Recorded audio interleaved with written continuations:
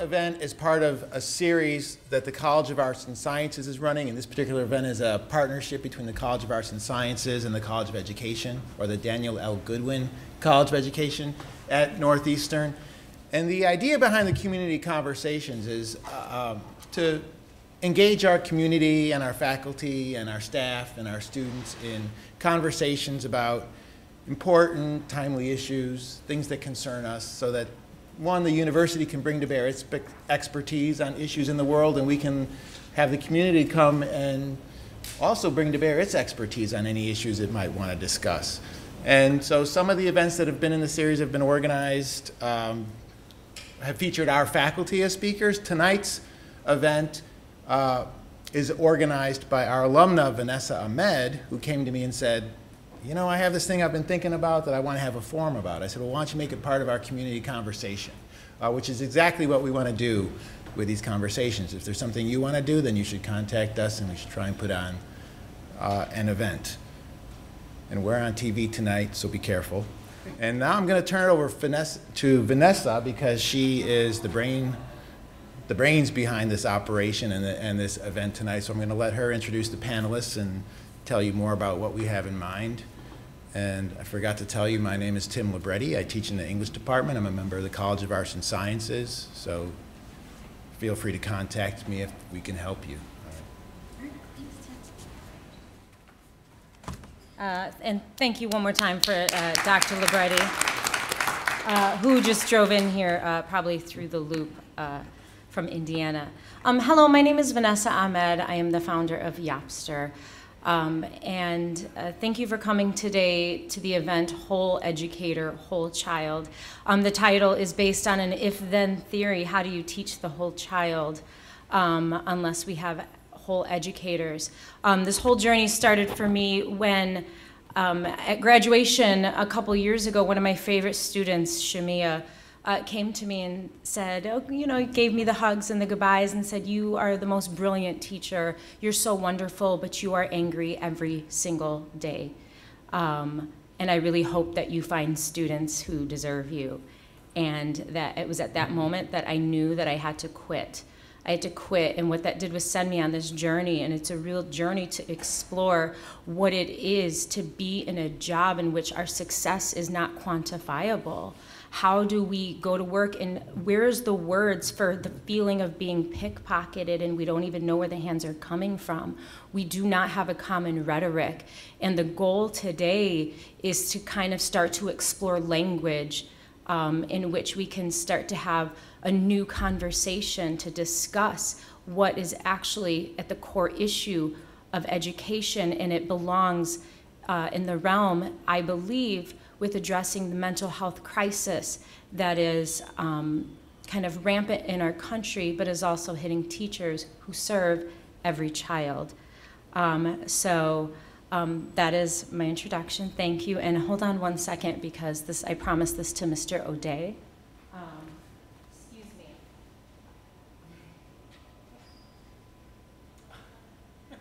Oh, I promise.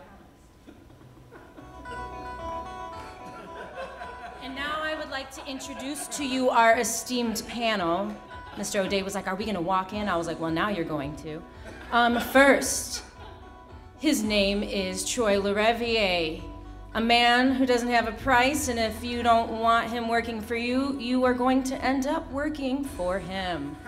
Next, we have Miss Erica Wozniak Francis. She is actually an award-winning teacher. We're just going to leave it at for wearing high heels every single day while teaching 4th grade. She was the AFT's Teacher of the Year, as a matter of fact. Next, we have Reginald Grigsby. Yes, you can give it up. We want to get rowdy. The whole idea of this was fun. That's why there are cupcakes. It's like, we're like, well, I don't know what to do with these cupcakes. You see what I mean? We need this. Reginald Grigsby, social science educator, formerly with CPS and now with District TF South, TF North, and an NEIU alum as well. Give it up for Reginald Grigsby.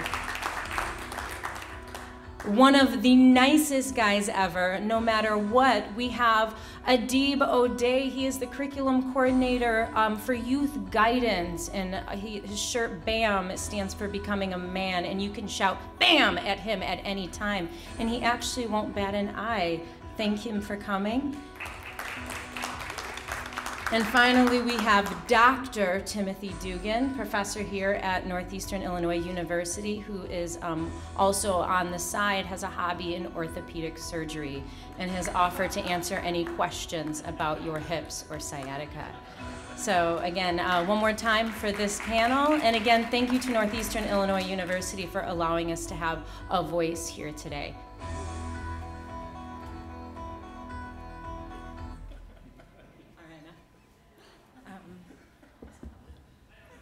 Again, during this event, I don't know why this keeps coming out, but you can tweet out to at Yapster Chicago any questions that you have, or feel free, this is kind of on our conversation, feel free to kind of move closer or come on up whenever you feel a moment. So we're just gonna go ahead and get started.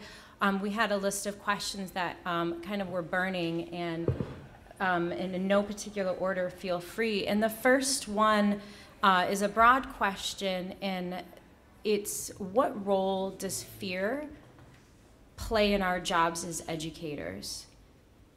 And that word is really broad on purpose. And you guys can pass the mic. We're all going to be very polite to each other, so. I'm going to call in Mr. Grigsby. Mr. Grigsby, would you care to just start the conversation? Sure. For me, I think it is what motivates me to go above and beyond every single day. Sure. I believe it's what motivates me every single day to get up and do the work that we do in the trenches. I believe that at the back of my mind, I'm constantly thinking about how can I not fail these kids that I am a role model to, and a teacher for, and a father figure for, and an advocate. All those things in the back of my mind, and yet worrying about making sure that they get these particular scores on the standardized tests, which are in the back of my mind, because that's what impacts my livelihood. So the politics that's involved, and not feeling like there is definitely consequences for me going into the classroom and doing what I've been trained to do as an educator, for fear of losing my job, for fear of all kinds of other things that we know happens in schools with teachers that challenge and go above and beyond. Can I just to follow up on that question? Where is the source of this fear coming from? If you could identify a single source. I heard you mention fear of not failing your students. I heard not doing your job or being perceived as doing your job well, and I heard standardized tests. Can you identify a fear that's maybe higher up on the, I'm just out of curiosity.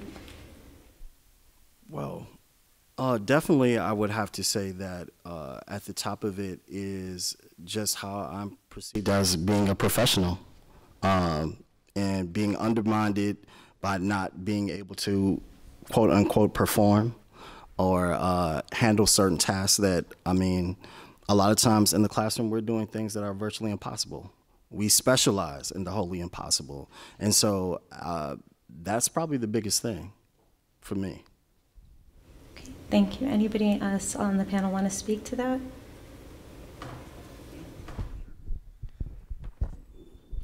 I'm terrified. I just want you to know. No, I see fear operating on a number of levels, and you asked a good question about where that fear is coming from. I think it's a philosophy of some people to generate fear as a way of keeping people off balance, and perhaps to keep them from doing the important work that needs to be done. Individuals and organizations who would like to see public education go away or be privatized or whatever, there's and policymakers sometimes as well, this politics of of accountability can, which there are some elements of it that we have to be accountable as public servants, both at the university level and in the schools. But the way it operates generates fear that impedes the ability of people to do the work. The tests function that way, as you pointed out.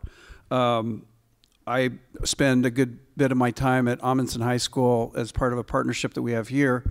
I can't tell you how many conversations I've had with teachers who are afraid of the reach evaluations that they have to face. And a couple years ago, when this really took hold as the new system, veteran teachers who'd been there for some time had a real existential fear that they were going to lose their jobs. I think fear operates differently at the university level in that we were afraid, and there's a lingering fear that we're going to have an institution that can't sustain itself because of lack of funding. And so what that does is, again, that disrupts things, and it puts people off and makes you spend a lot of time not just worrying, but trying to organize to counteract that, which is good work, and it can build community, but it also, it takes time and energy, and it can be exhausting. I also think students experience fear from a number of different sources, and they also, it's really important for us as educators to understand that kids watch us, and they can see when we're operating from a place of fear. So yeah, that's what I have to say about that. So Working for Youth Guidance is a BAM program. It's a school-based mentoring counseling program. We work collaboratively with the schools, and I think fear can be a great motivator, but it could also be very debilitating in the fact that we work with youth who are considered quote-unquote at risk. So there's a chance of a student who doesn't receive our services, I say supports, I don't like the word services, receive our supports, who can, resort to alternative methods of seeking the camaraderie and the supports that he would get within the BAM program. So there's a fear of what could happen if that is the case. There's a fear and pressure of, quantifying the success of the program, and it is a study-based program. There have been studies that to support it. However, we instill values such as integrity, accountability, self-determination, accountability, etc. And those are things that I don't think you can quantify. Those are things like, how do you even do that? But there is pressure from everywhere else to do that. So it comes from all different sides, I think. I have a question. You have something to add? My follow-up question was going to be directed to Ms. Wozniak-Francis and Mr. LaReviere, because one of the reasons I invited them to be a part of this panel was their voice. One of the things that I've noticed about them, and I don't know them personally at all, but there are some people who, well, here's my question. What advice would you give to people in terms of insulating yourself from fear in a way that you feel comfortable to have your own voice no matter what? Because I've noticed from both of you that that is not something that you necessarily struggle with. Well, I don't necessarily not struggle with that. I am fearful that I'm going to be judged, that I say the wrong thing, but I also am guided less by fear and more by anger. Anger with the system of public schools that we live in, anger that our elected officials are putting special interests over our children's needs and safety, anger that I have to waste time on standardized tests, and that's important, and that is part of how I'm evaluated as a teacher, and that makes me angry. But using my voice is something that came in my first year of teaching when I saw some crazy stuff that was happening in my classroom, and my dad was a teacher for 38 years, and I called him and I said, where is the student advocacy? And he said, Erica, that's the union. So I think a lot of my ability to use my voice is and that's not, and this isn't something that necessarily all educators have, but the knowledge that I have a union who's going to stand behind me, who's going to work to protect me. So when I use my voice and I use it for the right reasons with the right intention, I'm going to have backup, which I would hope for every teacher in this country. Principals don't have a union, so I had a different source. I want to try to answer both questions. The first one, if I remember correctly, was what's the role of fear as an educator? Yeah, and I think you have to lay out the context of the environment we're teaching in. And so, to put it plainly, we teach in a system that is governed by people who are singularly corrupt. And as a result of being corrupt, they end up being profoundly wasteful and passing policies that seem wholly incompetent. So that's the environment that we work in. For example, I'm like, CPS is a $6 billion endeavor. People want to get their hands on that money. And they can't get that, but that money is currently being spent on something, right? Teachers, books, supplies. In order to get their hands on that money, they have to get their hands on a politician who can get control of the system and then redirect those dollars away from students and toward whatever, like Soup's Academy. Many of you probably know we had a superintendent, Barbara Bird Bennett, who was getting kickbacks in this bribery scheme where she was funneling, had a $20 million contract to a company that she used to work for in order to provide training for principals. Now, principals went to the training. We all went to the training, and I'm getting back to this fear, right? We all went to the training. We knew it was horrible, and we would sit in the breaks talking about how horrible it is, what a waste of money it was. And at the same time they spent that $20 million on that training, they had taken tens of millions from our schools. And so we were going through the horrible training that was the reason we had to lay off 10, 20, 50 different people across the district or across our schools. And so if that training was good, they wouldn't have had to bribe this person to give it to us, right? That's how corruption leads to the training is incompetent, and we're going through this incompetent training because it's corrupt. Corruption always leads to incompetence, incompetent decision making. And so getting to the fear piece, I remember saying to principals, and I was just as scared as anyone else. I was a principal for 2 years before I opened my mouth to say a word. And the first time I opened my mouth just happened to be at an event that was organized by Erica Wozniak, who I did not know at the time. So it's interesting, we're sitting here talking about fear. But they were saying, I was saying we should say something. We should come out together and say something about this. And they were like, aren't you afraid of losing your job? And this gets back to the second question, which is my response. I had to go deep inside myself and ask, why was I a principal? Why did I become a teacher?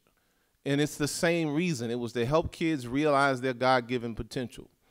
And I could not live that purpose out and continue. If I continued to be silenced, I didn't get into this for a job. I got into this for a purpose. And there was no way I was going to continue to be silent because I could not live that purpose. What the hell is a job? Even if they fire me, I can get another job. I can go back to teaching. I'm not going to starve. What's more important, the lifestyle I live now or living some kind of purposeful life?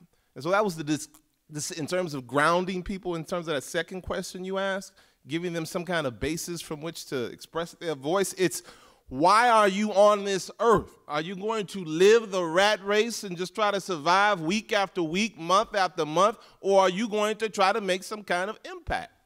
And that was the decision that I had come to myself.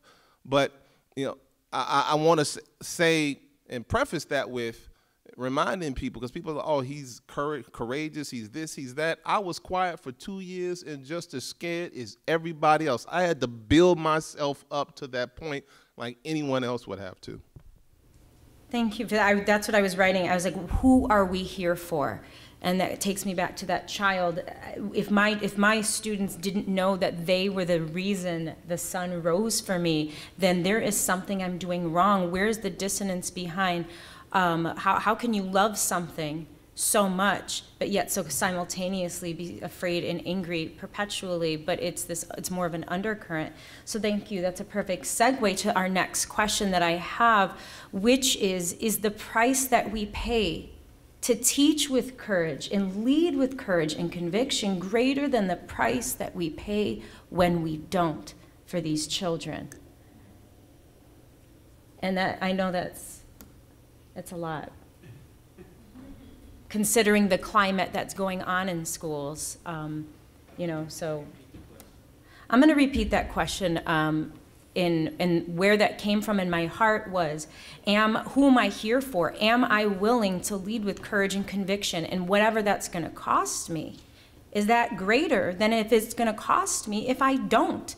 When I don't have courage and conviction to teach the way I want to teach and speak out the way I want to speak, who suffers? It's not me. Well, it is me, but it's somebody's children. One of my favorite principal, Ms. Khan, used to say, this is somebody's baby that you are talking to right now.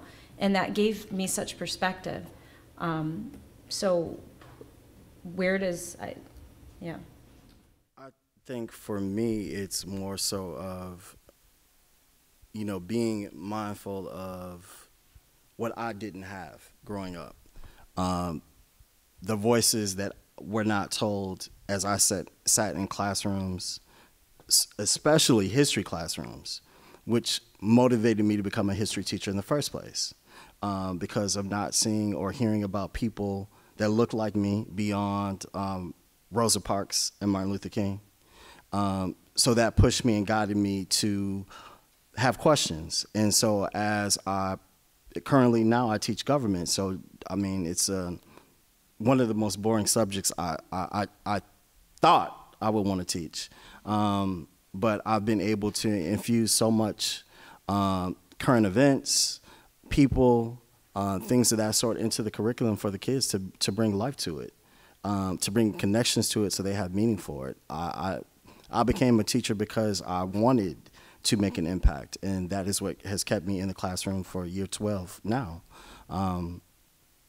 And I think that's my biggest thing. When I get to the point that I feel like I'm not making a difference, then it's time for me to step away. But I feel like I bring so much to it, and you know, just with students want to have conversations and dialogues about, you know, things that are happening in the world that is not their history but their present.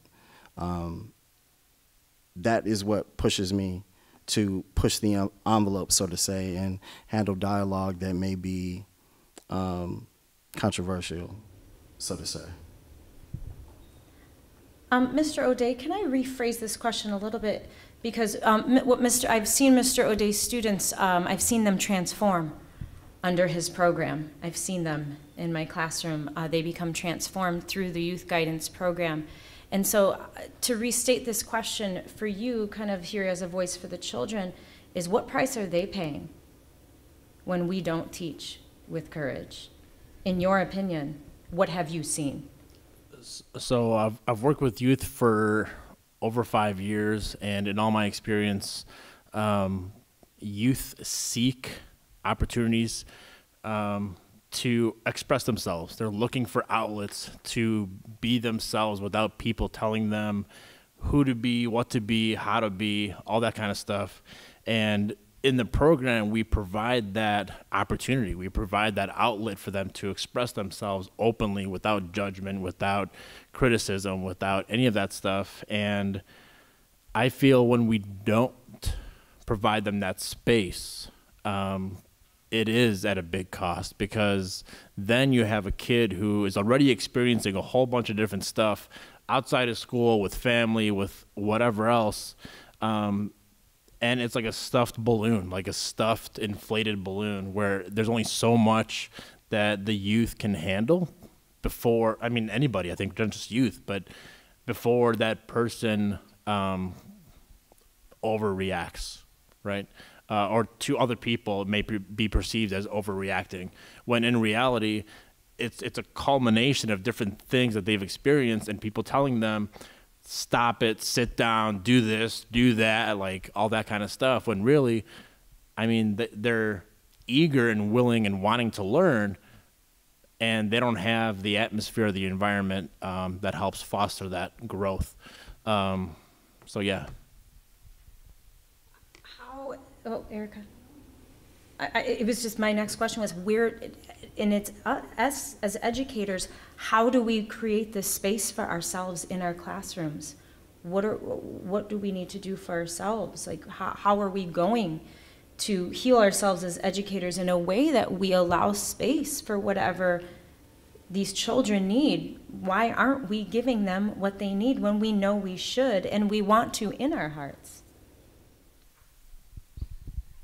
What this is bringing up for me is I have used my voice a lot, and I haven't been afraid to use my voice, and it's something that is important to me to use my voice because I can.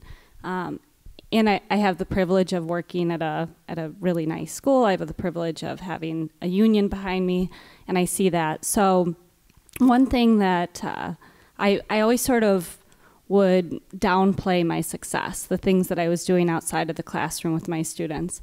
And last year I kind of decided, no, I need to show them what I'm doing. I need to lead by example, and I need to showcase all of the work that I'm doing.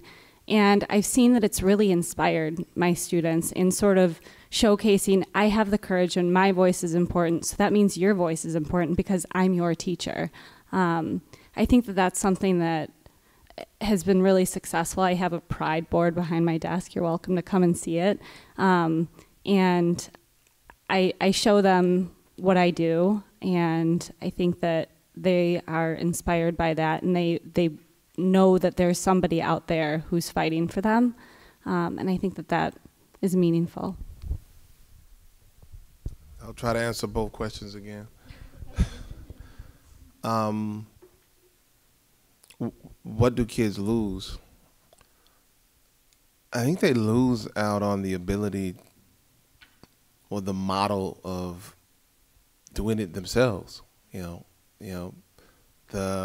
To lead with courage. Like, they don't get a model for what that looks like. They grow up being taught by people who follow expectations, who follow the rules, whether they're just rules or not. And so they lose out on a model. That's something it was an unexpected, I guess, benefit, for lack of a better word, when I came out against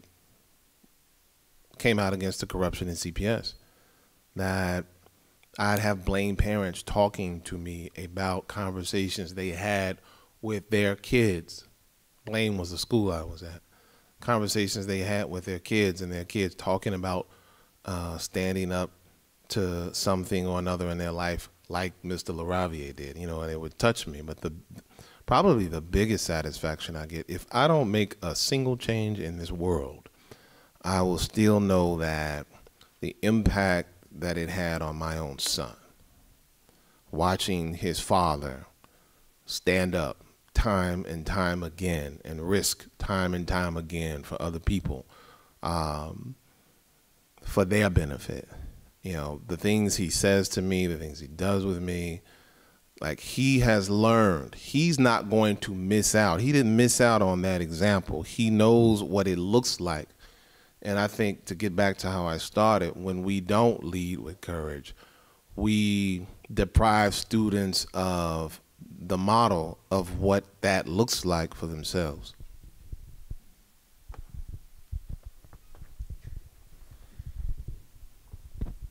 Thank you. So I want to try to answer both questions too, maybe from a little different perspective, focusing on the teacher. And I agree with everything that's been said. I think the price for not taking risks for a teacher, and I think you laid out very well what the effect that has on the students. But for the teacher, when you get separated from what you see as your purpose and why you're there and what you want to do, I mean, that's a really unhealthy space to be in. Parker Palmer writes in an essay called "The Heart of a Teacher" about how when teachers get separated from that. He said one of his students said that he could tell some teachers it's like their words float in front of them like words in a cartoon balloon. There's just no connection, and so it's important, I think, for teachers to find that. So you get away from that. It's unhealthy, and it can be physically unhealthy, and you should probably go and do something else. But what are the risks of taking, what's the price and the cost of taking those risks? And I'm not talking about fear for losing your job or whatnot, but it's burnout, it's getting discouraged that the world isn't changing the way you want it to do. I'm a cautionary tale of that. I started teaching when I was 22 years old in 1983, and I went into a depressed rural community in the Sierra foothills in Northern California, which was an environment that was completely new to me. I didn't know a soul there when I showed up. I was 8 years younger than the next youngest teacher in my department.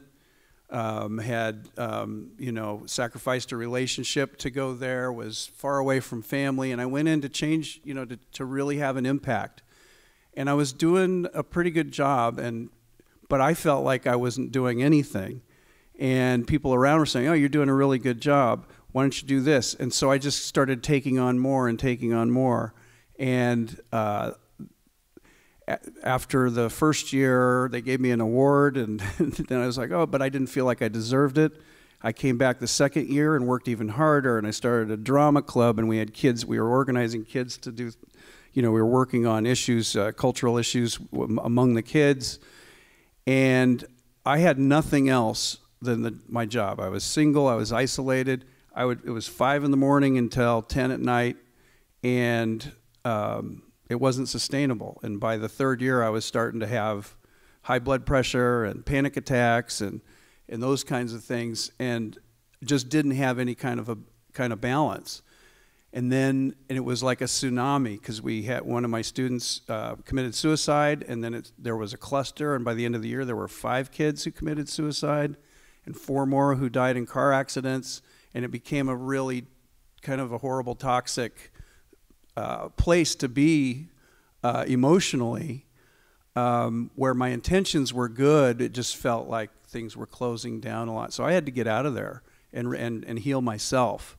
And it took me about a year or two to come back to consider, kind of like what you said, you had to quit. And I had personal things going on. My father was dying in Nebraska, and those kinds of things. So the risk sometimes of really trying to go for it is that you need to just have a perspective on that you got to take care of yourself. So as a teacher educator here, as somebody working with students, and it was great for me to get back to it and to have a little more perspective on it. And I've tried to continue to develop that throughout my career of how can you take care of yourself? How can you be a well-functioning adult in front of these kids while you're also working hard? And one of the things I tell my students is you have to be a great teacher, but you don't have to be every great teacher. You see somebody else doing something that you wish you could do, and you see you can't. It's not about you. Let them do that, and you do the great things that you do. Teach who you are, and teach what you believe, and go from there. And also talking about you're designing a life that in which teaching plays a major role, and that's how you're going to provide for your family or for yourself. How can you do that and be healthy and be whole? So.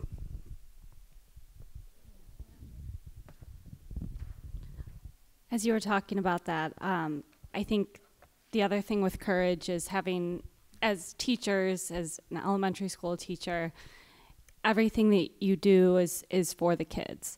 But I think that taking care of yourself, like you were saying, is imperative in order to be the best that you can be in those hours of the school day. So I started teaching when I was 21 too, and I do not feel like I deserved that award that I got. But what I do know is that it takes courage to say no to, host the drama club, because you know that you have to go home to be who you need to be in those hours of the day. And it takes courage to say, I need help, because you're not going to be perfect at everything. And that's something that teachers have a hard time with sometimes, and they think that they have to be perfect with everything, and we're not going to be. My bulletin boards don't look like the first year teachers' bulletin boards. But I also know what's important now, and it's taken me, I'm going on my 15th year teaching. I started teaching when I was 9. So, having that courage to say, I'm sorry, I can't do this. I think that can be really hard, but it's really important too. I just want to add a small point to this conversation. It feels good to step out, to stop being afraid, and to say your truth. Even if all the other things did not happen, it just feels good. It feels great. So give it a try. That's my point. Yeah, I was going to say, any teachers in here, well, why is it so hard for us to ask for help and to be vulnerable? Why is it so hard? Because once you do, it gets easier, because teachers like to help people. You know what I mean? What is it that again, that's back to that, there's something there that I don't understand why, but vulnerability is something that we struggle with. And if anybody out there wants to comment or tweet out, you're very welcome just to shout it out. I think a lot of things play into that, and it goes back to that first question of that fear of that. As a teacher, I don't want to speak up because I might be judged, I might be perceived a certain way, I might be this, and that, and why would I? Because there's so many things on the line. But I think to that other question of what's the cost, I think the cost is greater if we don't speak up, because youth are looking at adults like they're not stupid, right? We all know that. And they're looking to see how you react or engage in different situations. So I think one of the things that I love about BAM is, yes, the program is called Becoming a Man, but we don't sit in groups and say, this is what it is to be a man. It's, here are these values that are universal across different races, cultures, ethnicities: integrity, accountability, self-determination, positive anger expression, respect for womanhood, and visionary goal setting. And how do these values play into your life so that you can be the person that you want to be? And if that's advocating for yourself and being in a situation where you may have to say no to somebody, yeah, let's create that, talk about what that might look like, and then look at both sides of it as well. So, yeah, it's a whole bunch of stuff. That was going to lead into these are leading into very nicely the next couple questions that we had. One was about work-life balance, which I feel like we touched on the why behind it. Maybe not so much the how yet, but there was a survey that I read, and this is the one. And again, I want to point out that educator wellness is not exclusive to teachers. That's why I asked Troy here today, because again, it was my favorite principal, Miss Khan, who said she would be here, and she's not. One day she was like, everybody talks about teacher stress, but what about the principal? We are still teachers. We are teachers of adult learners. And a couple questions that I kind of wanted to dig into is, do we have the right to hold our leadership accountable as teachers, of adult leaders, and how challenging is that? And I wanted to maybe hear more on, like, as an administrator, how, well, I think I lost my question. I'm sorry. It was how can we hold our administrators accountable without fear? that was really collectively. So I don't know if that was a rhetorical question or just something to think about that it made me think about. But I just want to really emphasize that administrators are a part of this wellness. Because it's one out of 4 principals leave after 3 years. The AFT statistic was out of 30,000 teachers, 80% said teaching was the #1 reason for physical and mental health issues. Those are the numbers. And those numbers haven't changed in the past 10 years. So our principal turnover in areas of high need is just as high as our as our teachers. So I believe that we are also leaving our leadership out of the dialogue of education, and I guess that was just my larger point. So the question I understood was, how do we hold our leadership in terms of principals accountable without fear? So I was in a unique, I don't know if I have a direct answer, but I'll tell you a quick story. I was in a unique situation at Blaine. I was a young principal coming in with a very veteran staff. And they were Blaine. Blaine was already a great school. And they didn't think they had anything to work on. 79% of kids were meeting standards. That was the 4th highest of all neighborhood schools in the district. But I thought, this is Lakeview. You guys should have 90% of kids meeting standards. Something's not quite right here. And so we did a lot of research-based professional development. We changed curriculum. We gave kids who didn't have access to the more advanced curriculum access to that curriculum. And we did professional development in a way that was smart, where it was focused. 1 or 2 subjects all year long, continuously going back to these developing skills in those 2 areas. The first year was unit planning. So a whole year of unit planning, professional development done in-house. And I got pushback from my staff. And they developed this informal group of staff who would come to me and give me their issues. And there were also some staff people who were not connected to the folks who had the issues, who would come to me and give me feedback in relationship to what was working, what people were confused about. And in 2 years, we'd gone from 79% of kids meeting standards to 89% of kids meeting standards. And I'll never forget, in that second year, I was really angry about something. And it was before I rebelled against City Hall. I was actually rebelling right there in Blaine against my bosses, like my network chief, entitled parents. And I was going to defy one of my boss's orders and get fired. And I'll never forget, Mr. Clancy and Miss Hartridge were in the hall. And I told them what I was about to do. I'm like, when they tell me to do this, I'm not doing it. And they can fire me if they want. And they looked at me and said, look, just do what they tell you to do, because we can't afford. She said, we've worked too long on you, and we've worked too long on you, and we can't afford to train another principal. And I had never thought of it that way. Like, I thought I had changed the school, and I had changed them, and I had given all this professional development.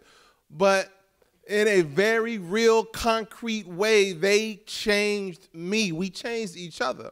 And it was through that informal system of feedback that they had somehow developed. Now, somewhere in that story is the beginning of an answer to that question that I haven't really thought about how to articulate it yet. No, I think it was there. Yeah. So I might get in trouble for saying this, but Nope, that's why we're here. We don't care. when I look at my school's leadership, my principal or the dean of students, who I have very good relationships with both, I look at it as I'm a teacher, but they work for me because you're my boss, yes, and you could fire me, but at the same time, I'm the one who's spending the 7 hours with the 31 students, and I'm the one who's deciding what they learn, and I'm the one, so you're gonna support me doing that. And my principal knows that if I go into his office, he's gonna have to do something for me or to help me, and I'm not going to take that for granted as well. So it's something that I will be the best teacher that I can be while I'm here, but I'm gonna need you to support me. So yeah, my principal works for me. Yes, and to piggyback off of that, I had shared, I've been subbing for a year and a half to get a broad scope. I've been in almost 36 schools, gathering data. They don't really know that, but I'm like qualitative, like really getting a scope. And I remember telling one little boy, I'm like, do you know that I'm here for you? And he was just like, I was like, I work for you. I'm like a waitress. I see what you don't have. I bring it. Just don't knock it off the tray, please. I'm like, I work for you. And that's why I will strongly back up that statement, is that, yes, it's a reverse of flow of service. It is a career of service where principal serves teacher because teacher is serving someone's child. So, Grigsby, did you? I was just going to say that it's imperative to have good leadership, and I've been fortunate to work in my tenure in CPS, to work for some excellent principals and also some ones that are questionable. I would definitely say that it's important to build a type of community where the teachers feel like they are able to go and talk to their administrators openly, an open door policy. There has to be a level of respect and trust. And I think if you have those components and you trust someone, you're willing to go the extra mile because you know they have faith in you and believe in you and your abilities as a professional. And working at Bronzeville Scholastic Institute under Principal Leandra Khan, that was one of her things. She would always say, you all are the professionals. I trust you. I'm not a micromanager. I believe, and we produced. Did we work hard? Yes.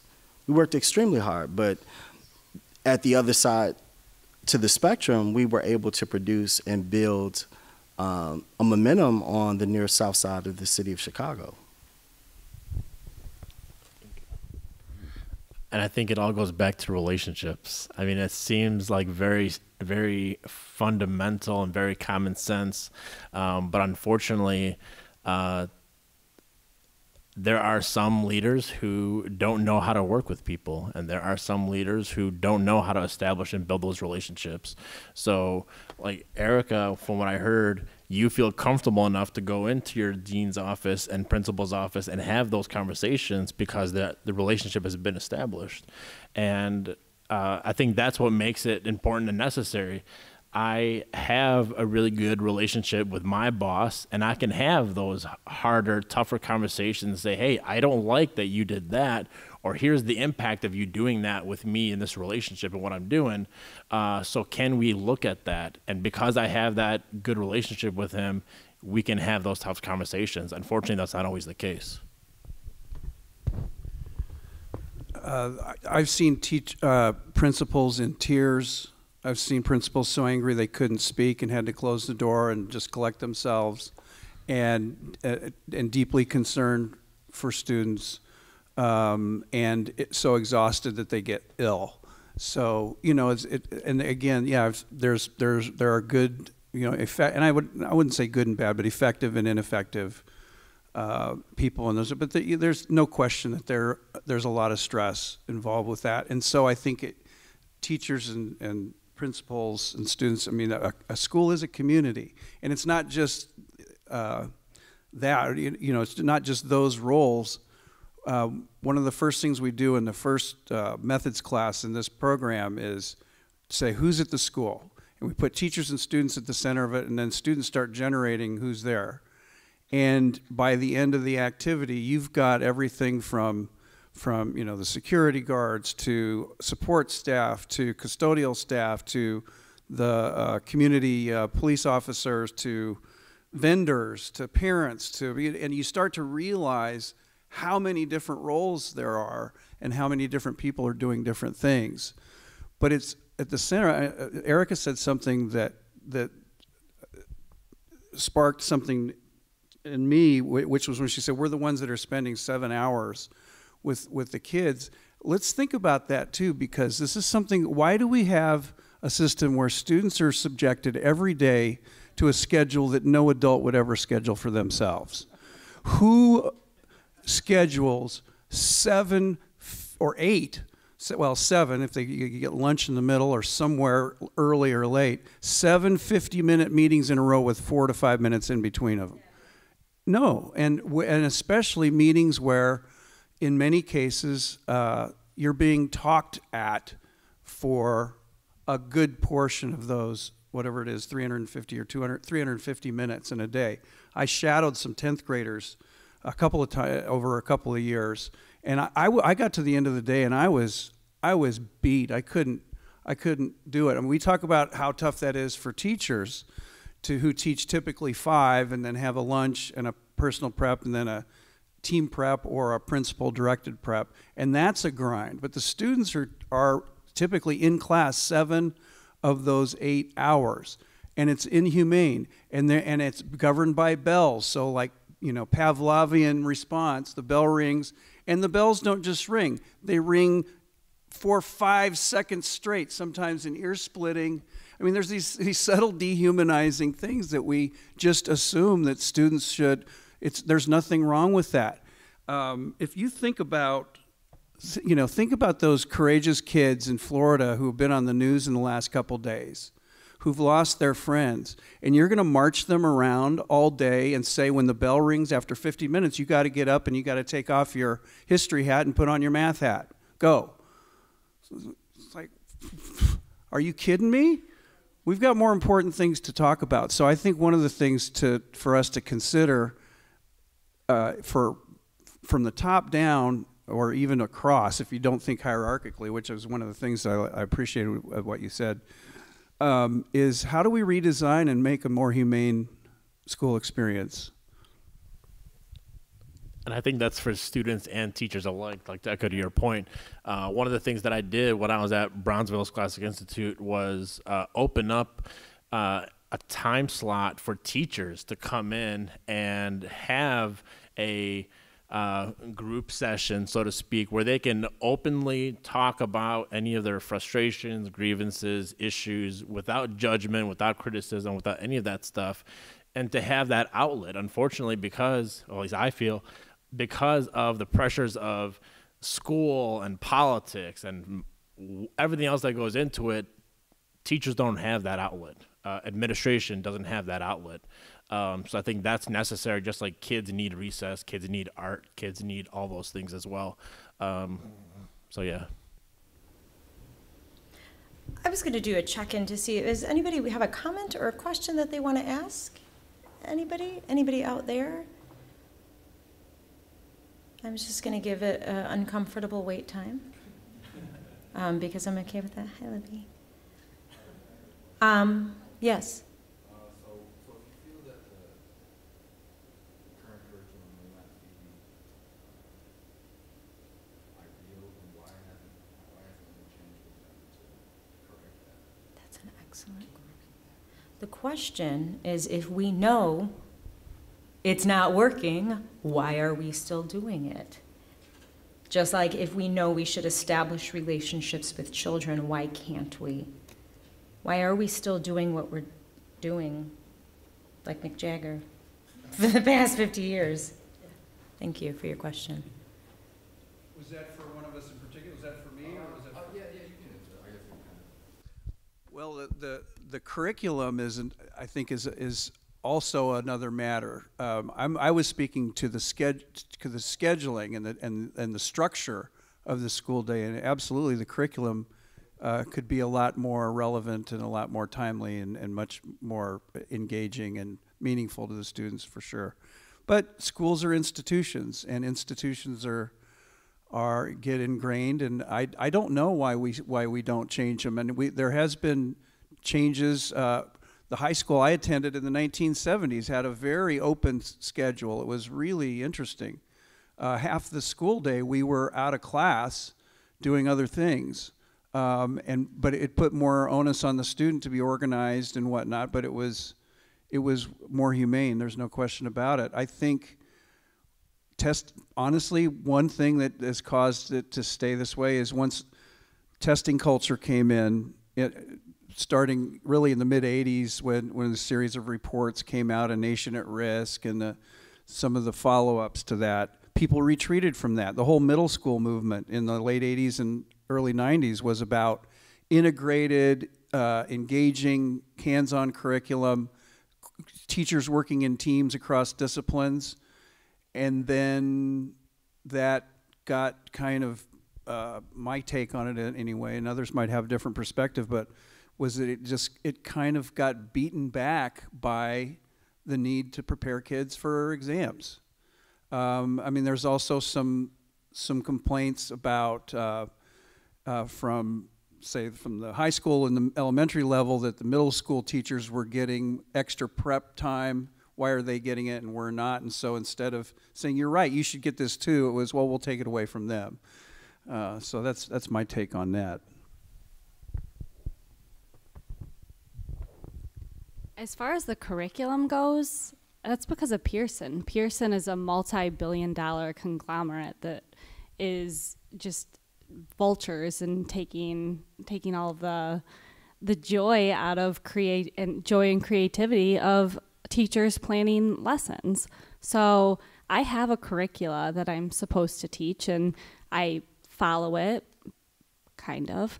But I come up with my own stuff too, and I'm lucky to be at a school where I can do that and where that's encouraged, but also I have to. I can't just teach out of a textbook. Otherwise, I would go crazy. I can't teach the same thing year after year. I have to find ways to be creative and to sort of nurture that part of myself as a teacher. And that's a big part of who I am, as being a teacher. I do a lot of other things, but when I meet somebody, I say I am a teacher. But Pearson is screwing up all of our kids in the park and all of those things. They're making tons and tons of money. Can I tell you what I think? I think when I held my children to these shackled days, it was because I was afraid to change, and it was because my brain was so clouded and I forgot what I was there for and who I was there for. And it's really that simple. I believe that things haven't changed because it's antithetical to human nature to change, and then add to that, we have what's antithetical to human nature to be in a job that is perpetually, your success is not quantifiable. Day in and day out, as a 21-year-old teacher, as you're still cognitively developing your understanding of what your career success is, and there's nothing concrete to define it, you start to forget what to do. It's that simple. It wasn't till year 15 that I remembered why I was there, and I stopped caring. I was on every naughty list that the emails went through. I literally had to insulate my heart from caring about whether or not I was on a list or not. I literally had to not care if I was gonna lose my house to do what I wanted to do. And then I had a great time. And it took 15 years, and then I quit. Because it cost me that much. Because it cost me that much emotionally. I just wanted to affirm something that was said about the testing in terms of the curriculum. I had a very unique experience in that my first year of teaching was 1997. My second year of teaching was 2005. 2004, actually. So I had a big break where I went off to grad school for a master's and worked on a PhD. And in 1997, George Bush hadn't become president yet. Clinton was still president. And what's the law? No Child Left Behind hadn't been passed yet. And I will never forget going back into teaching in 2004, and everything was about AYP. Adequate Yearly Progress. Every professional development session we had was about making adequate yearly progress on standardized tests in 2 subject areas. That took up 90% at least of our professional development time. And so that's what the focus became, doing well on standardized tests in 2 subject areas. And so that was my experience, and I just wanted to affirm what you said there. And that's still the case.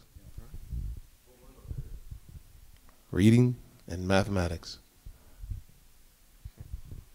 Miss Noriega, whom I've never met before, do you have a question?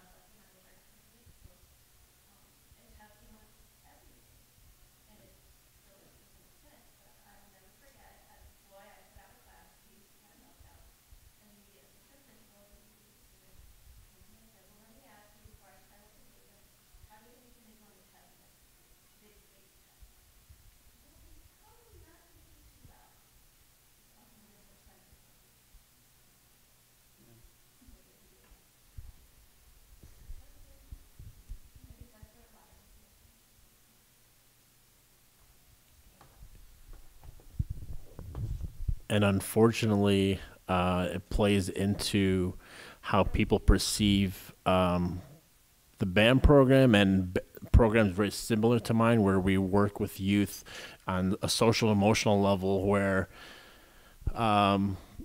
you haven't fixed this kid because he's still doing XYZ, and they're expecting immediate results very similar to testing.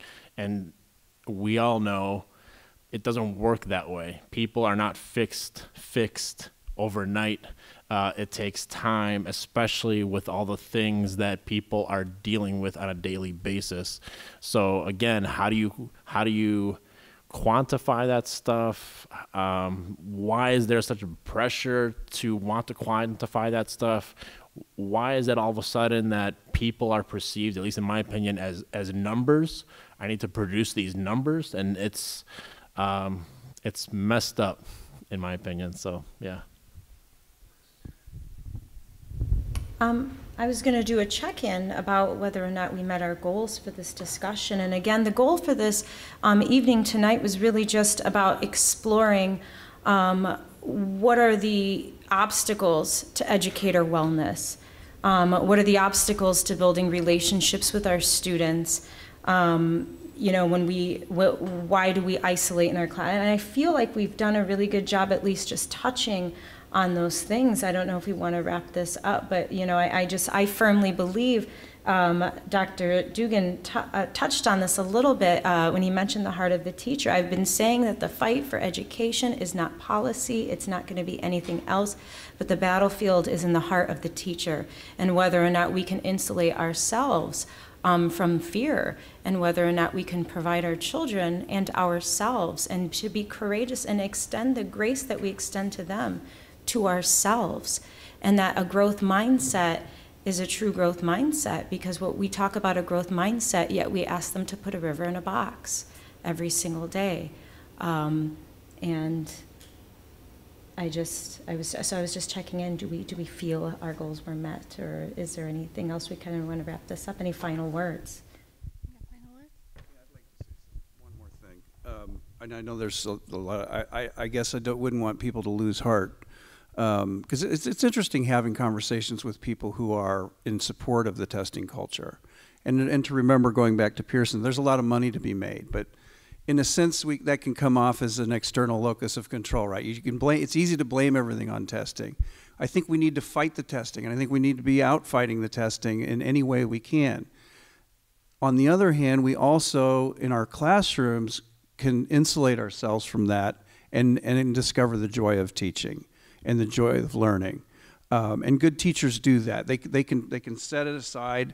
They have their feelings about it. They know they have to deal with it, but they're not going to let it ruin their lives, and they're certainly not going to let it ruin their students' lives. One book that I would want to recommend for people is written by a guy named Donald Graves some years ago, and it's called The Energy to Teach. And he examines a lot of different aspects of being a teacher, and the things that suck the energy out of you, and the things that give you energy in the job, getting energy from colleagues, getting energy from your students and from learning and those kinds of things, and then learning how to negotiate and manage the things that, and eliminate the things that take your energy away, so that you can, fantastic things can happen even in this kind of inhumane, test-driven culture, I think. So I guess I wouldn't want people to lose heart. Where is the hope come from? Last question. We're going to final question, and then Dr. Libretti, you can come wrap us up. Yeah. Where's the hope? Well, for me, the hope comes from the intention. What am I doing here? Why do I walk into this classroom every day? Why do I walk out of the classroom and go door knock for a candidate that I believe in, or go to a protest that I believe in for my school, or do the things, speak out, write an article? Why do I do those things? What's my intention? And my intention is that the students in my classroom will have the best possible teacher and the best possible public school, that they could possibly have. And if I can do anything to help that or to make it better, I'm going to do that. And like I said before, the hours that you spend in the school during that day and taking care of yourself are the most important. So yeah, that self-care, I think, is really important. And it's okay to go to therapy. I feel like that's what we need for our students, and we need social workers and all of those things, but it's also okay to do that for yourself. And that's something that I definitely encourage. If you're going to be a first-year teacher, get a good therapist too. So I want to answer the last question, but first, the question the brother asked about curriculum and the discussion that ensued, the kind of curriculum we're talking about actually exists. Yes, it does. It exists in the schools that the people in power send their children to. My wife put my son at the University of Chicago lab for a summer program. And I had to go and pick him up, and I walked around and I looked on the site. The stuff that those kids are, they don't judge, they don't have school rank, they don't have a ranking. They don't advertise test scores in reading and mathematics. That's not what the parents ask about when they enroll their child at the University of Chicago Lab School or Latin, right? They have a media center. Gordon Parks, named after the great black photographer Gordon Parks. They have an entire digital media lab where kids learn journalism, photojournalism, photography. They do crew. They have debate teams. They do the visual arts. They do the performing arts, chorus, you name it. They have an incredible civics education. In the class my son took, they were doing documentary filmmaking, and they were studying hoop dreams. And then they studied a film and the content of a film about the prison industrial complex, teaching these kids to be civically engaged, right? So the curriculum we're talking about exists. It exists in the schools where the people in power send their children, and they would never want for their children what they push on us. And one of the keys, getting to hope, to transforming this is to change the conversation and change the narrative. They keep trying to get us stuck on those tests. This is how you judge a school. Attendance. Right? You think when a parent enrolls their kids at the University of Chicago Lab School, they say, what's your attendance rate?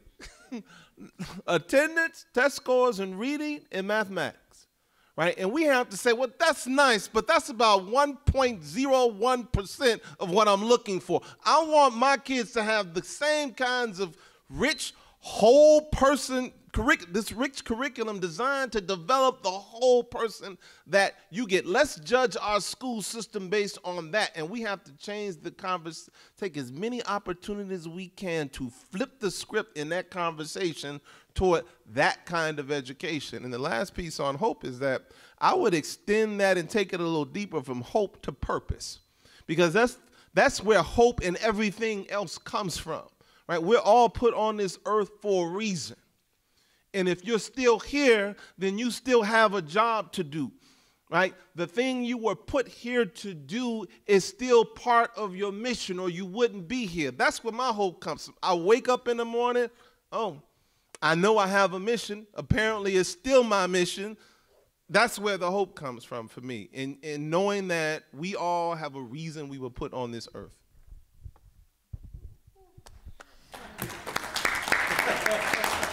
I mean, you should have. Yeah, I want to put this down to say, okay, that's it, it's done. But I went to a very good speaker at Chicago Ideas Week at the Chicago or maybe Oriental Theater. And the guy who was speaking said, I don't measure my life in time, I measure my life in impact. And I thought that was very, very powerful to your point and a lot of people's points here. My hope comes from the youth. And it could be so easy to get caught up in the politics, the money, the testing, the everything else. But why am I here? I'm here for the youth. And I can deal with all these different behavioral issues that the youth, display. It's the adults that tend to drive me a little crazier. But as long as I stay focused on what my purpose is and what gives me that hope, everything else is just background noise to me. So I can maneuver and navigate all that as long as I stay focused on what my purpose is.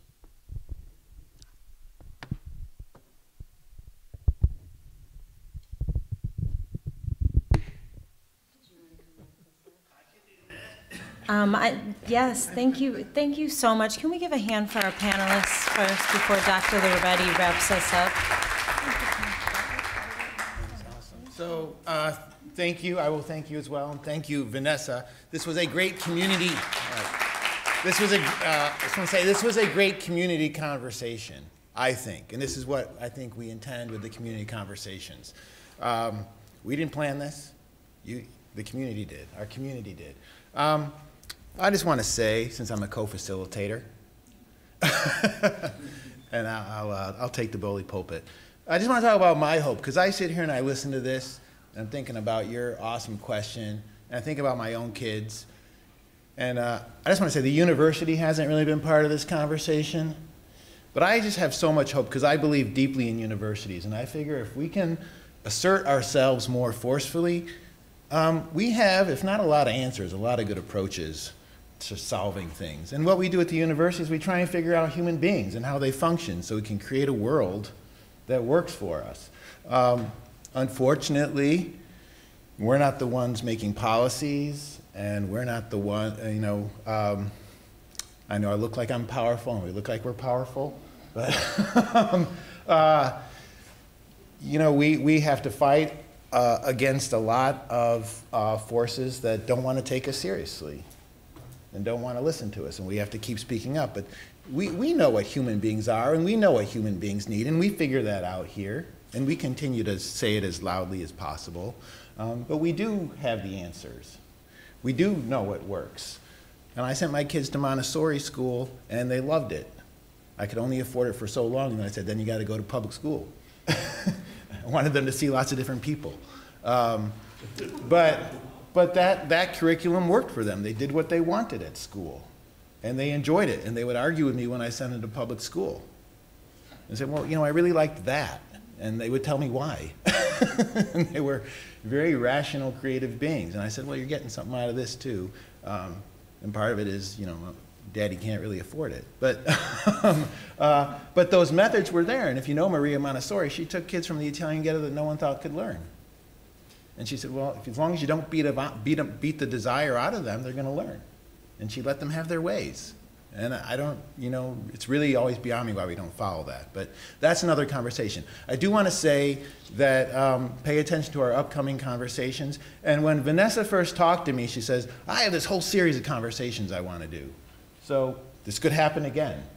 Yes. And if you want it to happen again, it can certainly happen again. If Vanessa wants it to happen again, we can make that happen, because that's what we're doing here. So thank you for coming. My good dean, Katrina Bell Jordan, is still here, and she really allows all this to happen. Sandra Beta-Lori, the Dean of the College of Ed, is she gone? She was okay, but we so appreciate their support and encouragement for these kinds of things. It means a lot. It makes it happen.